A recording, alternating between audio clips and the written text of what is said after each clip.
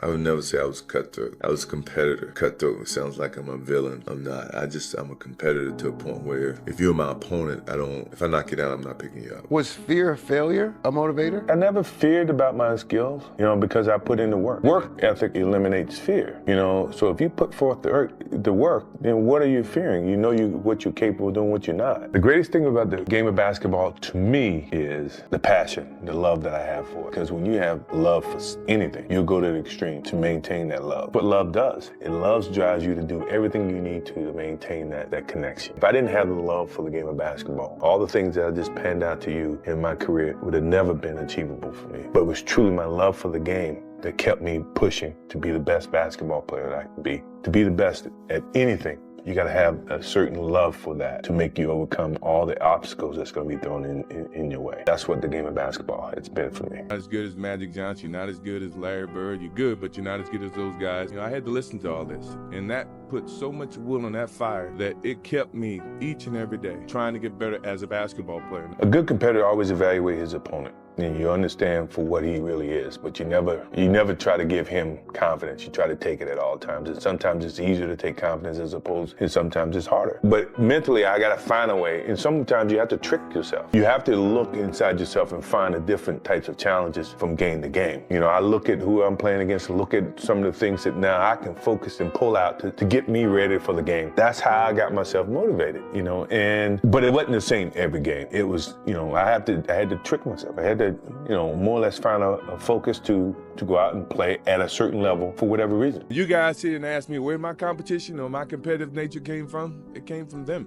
My competitive nature has gone a long way from the first time I picked up any sport, baseball, football, ran track, basketball. But you guys gave me the motivation to say, you know what? Evidently, I haven't proved enough to these guys. I got to prove to them that I deserve what I've gotten on this level. From that point forward, I wanted to prove to you, Magic, Larry, George, everybody, that I deserve to be on this level as much as anybody else. And hopefully, over the period of my career, I've done that, without a doubt. And now everybody's, wow, they were lucky.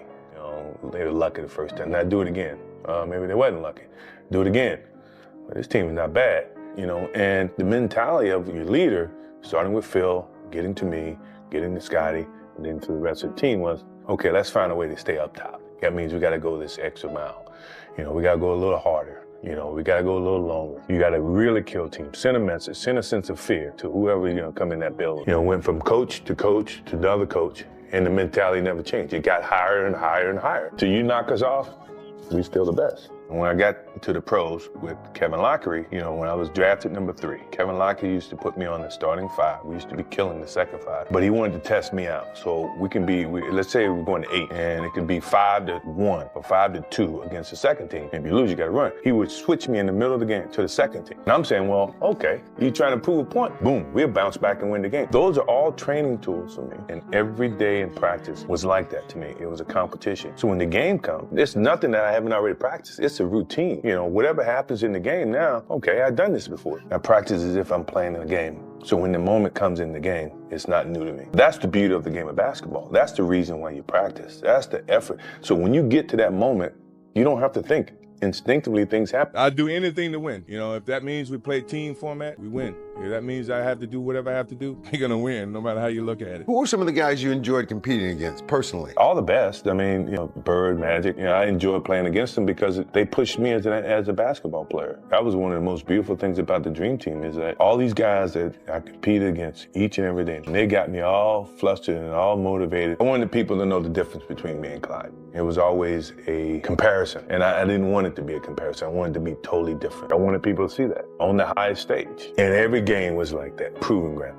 Trying to gain that extra edge. As a basketball player, I'm trying to become the best that I can, and for someone like me who achieved a lot in over the time of my career, you look for any kind of messages that people may say or do to get you motivated to play the game of basketball at the highest level, because that is when I feel like I excel at my best. The game of basketball has been everything to me. My refuge, my place I've always gone when I needed to find comfort and peace. It's been a source of intense pain and a source of most intense feelings of joy and satisfaction, and one that no one can even imagine. It's been a relationship that has evolved over time and has given me the greatest respect and love for the game. It's provided me with a platform to share my passion with millions in a way I neither expected nor could have imagined in my career. I hope that it's given the millions of people that I've touched the optimism and the desire to achieve their goals through hard work, perseverance, and positive attitude. Never say never, because limits, like fears, are often just an illusion. As soon as you look back in your history and you come up with something that you feel like you want to change, something else has to change. Disappointment, to me, to win, you got to lose. To be successful, you got to have something that's not successful. To be happy, you got to have disappointment. Don't wear your reputation, don't wear your accolades, don't wear your personality on your sleeve. Let it happen, let it be you. It is who you are. Don't hide from it. Take a pause, but don't wear it and rub it in people's faces before you make a decision and say what if. And the purpose for saying what if is that whatever decision you make,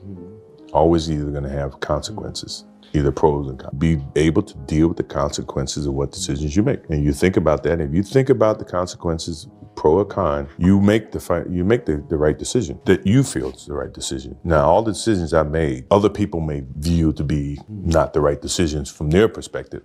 But for me to go play baseball, and everybody says, oh, it was a failed opportunity to play baseball.